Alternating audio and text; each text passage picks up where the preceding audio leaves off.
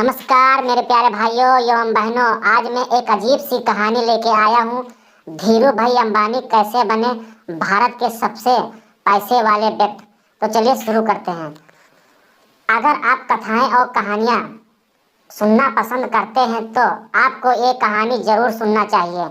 ये कहानी किसी परी या जादुई कहानी से कम नहीं। ये कहानी उस आदमी के जीवन पर आधारित है जिसने पारिवारिक परिस्थितियों के चलते अपनी पढ़ाई तक पूरी नहीं कर पाई थी।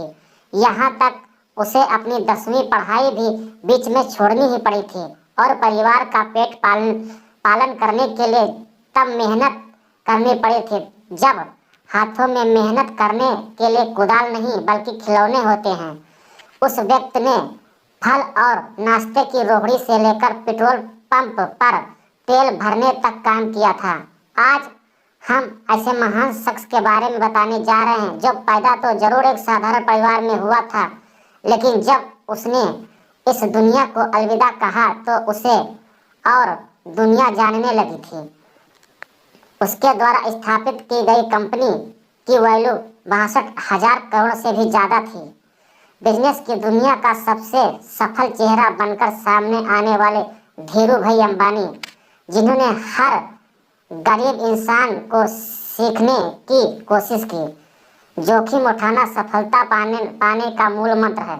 उन्होंने बार बार सिद्ध किया था कि रिस्क लेना बिजनेस के लिए ही नहीं बल्कि बहुत आगे जाने तक का एक जरिया है। धीरू भाई अंबानी का जन्म 28 दिसंबर 1972 को गुजरात में जूनागढ़ में हुआ था। उनके पिता हीराचंद गोवर्धन भाई अंबानी पेशे से एक शिक्षक थे और माता का नाम जमुना बेन जो एक गृहिणी थी। इनके 4 भाई बहन और भी थे। परिवार बड़ा होने की वजह से इनके पिता हीराचंद जी को कठिनाइयों का सामना करना पड़ रहा था। घर की आर्थिक स्थिति इतनी बिगड़ गई थी कि पिता का हाथ बटाने के लिए धीरू भाई अंबानी को 10वीं की पढ़ाई बीच में ही रोकनी पड़ी और वे छोटे मोटे कामों की तलाश में जुट गए। सबसे पहले इन्होंने फल और नाश्ते के सामान बेचना शुरू किया, लेकिन शुरुआती सफलता न मिलने की वजह से उन्होंने ये काम बंद कर धार्मिक स्थल पर जाकर पकौड़ियाँ बेचने लगे। लेकिन ये काम भी सीजनल और आने वाले पर्यटकों पर निर्भर होने की वजह से ज़्यादा सफल नहीं हो पा रहा था। अब धीरू भाई अंबानी के पिता उन्हें नौकरी करने के लिए प्रेरित किया। अब धीरू भाई अपने बड़े भाई के साथ यमन में नौकरी करने चले गए। वहां उन्होंने सेल कंपनी पेट्रोल पंप पर काम करना शुरू कर दिया। अपनी मेहनत और समझ के दम पर 2 साल के अंदर ही मैनेजर तक सफर तय कर लिया था। नौकरी के दौरान उनका मन नौकरी करने में नहीं कम बल्कि एक सफल बिजनेस बनने में ज़्यादा लग रहा था। उनके इस जुनून का अंदाजा आप इस घटना से लगा सकते हैं जब सेल के पेट्रोल पंप और जॉब कर रहे थे तो वहाँ चाय 25 पैसे में मिल जाती थी। फिर भी अंबानी वहाँ चाय ना पीकर पास में स्थित बड़े होटल में जाते थे। वहाँ चाय के लिए उन्हें 4 गुना अधिक पैसा चुकाना पड़ता था। जब एक दिन उनके सहयोगी ने उन्हें इसके बारे में पूछा तो उन्होंने बताया, वहाँ बड़े बड़े सफल व्यापारी चाय पीने आते हैं, मैं इसलिए वहाँ अधिक खर्च करता हूँ ताकि उनके सफल बिजनेस आइडिया सुन सकूँ। उन्होंने अपना पहला सफल बिजनेस यमन में ही शुरू किया। दरअसल उन दिनों यमन में चंडी के सिक्के का चलन था। धीरू भाई अंबानी ये भाप लिया था कि इन सिक्कों में इस्तेमाल चांदी का मूल्य इस सिक्कों से कहीं ज़्यादा है। उन्होंने इस अवसर का फायदा उठाते हुए यमन के सिक्के जमा करना शुरू कर दिया और उन्हें गलाकर लंदन के एक कंपनी को चांदी की आपूर्ति करने लगे। ये बात जब यमन की सरकार तक पहुंची तब तक वे मोटा मुनाफा कमा चुके थे। ये घटना बयान कर चुकी थी कि धीरू भाई अंबानी एक सफल बिजनेसमैन बनने जा रहे हैं। यमन में धीरू भाई अंबानी जी अच्छा खासा मुनाफा कमा रहे थे। तभी यमन में स्वतंत्रता के लिए लड़ाइयाँ शुरू हो गई, जिसकी वजह से हजारों भारतीयों को यमन छोड़कर स्वदेश वापस आना पड़ा। उन्हें भारतीयों में धीरू अंबानी भी शामिल थे। अब नौकरी चले जाने के बाद धीरू भाई अंबानी ने अपने देश में लौटकर पूर्णतया बिजनेस चलाने के बारे में सोचा। धीरू भाई अंबानी को अब मार्केट की अच्छी पकड़ हो गई थी। उन्होंने कुछ दिन और भारतीय बाजारों को समझा।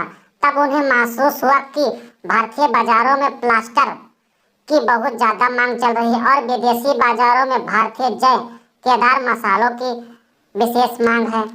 अब उन्हें बिजनेस का आइडिया तो मिल चुका था, लेकिन उनके पास बड़ा इन्वेस्टमेंट करने के लिए पैसा नहीं था। इसलिए उन्होंने अपने मामा त्रिभंग दास के साथ मिलकर मसाले और शक्कर का बिजनेस शुरू कर दिया। यहीं से रिलायंस कॉरपोरेशन लिमिटेड की शुरुआत हुई। अपने इस बिजनेस में लगातार सफलता प्राप्त करने के बाद धीरू भाई सूत के काम में प्रवेश कर चुके थे। सूत के व्यापार में अंबानी को जल्दी ही अपार सफलता प्राप्त हुई। 20 मुंबई सूट के व्यापारी के संघ के कर्ता धर्ता बना दिए गए, लेकिन सूत के काम में बहुत ज्यादा जोखिम होने की वजह से इनके मामा ने इनका साथ छोड़ दिया। मामा का साथ छूट जाने के बाद रिलायंस के बिजनेस में कोई खास फर्क नहीं आया और इसके बाद 1966 में पहली बार रिलायंस टेक्सटाइल अस्तित्व में आया। इस साल अहमदाबाद के नरोरा में अपनी टेक्सटाइल मिल की स्थापना की। इसके बाद वे विमल ब्रांड की इस तरीके से डिजाइन की यह हर घर में पसंद किए जाने लगा। विमल भारतीय बाजारों में एक बड़ा भारतीय ब्रांड बन चुका था।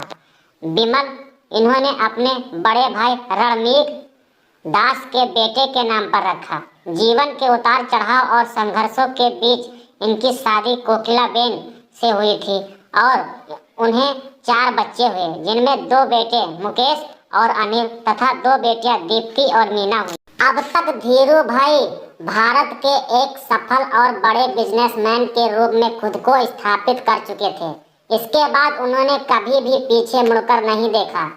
कपड़े और मसालों के व्यापार के बाद रिलायंस ने कम्युनिकेशन और पेट्रोलियम के क्षेत्र में बड़ी कामयाबी हासिल कर ली और देखते ही देखते भारत की सबसे बड़ी कंपनी बन गई।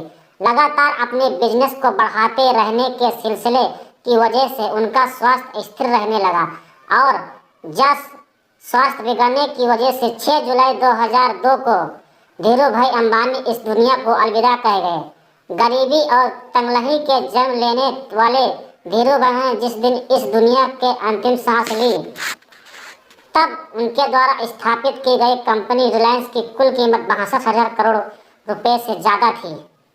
इस साल 2000 में अंबानी देश के सबसे अमीर व्यक्ति के रूप में उभर कर सामने आए।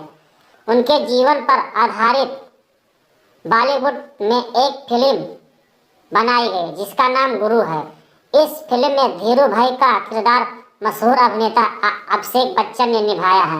मीडिया रिपोर्ट्स के अनुसार धीरू भाई की मृत्यु के बाद इनके बिजनेस को उनके बेटे मुकेश अंबानी और अनिल अंबानी ने संभाला। बाद में दोनों भाइयों का बंटवारा हो गया।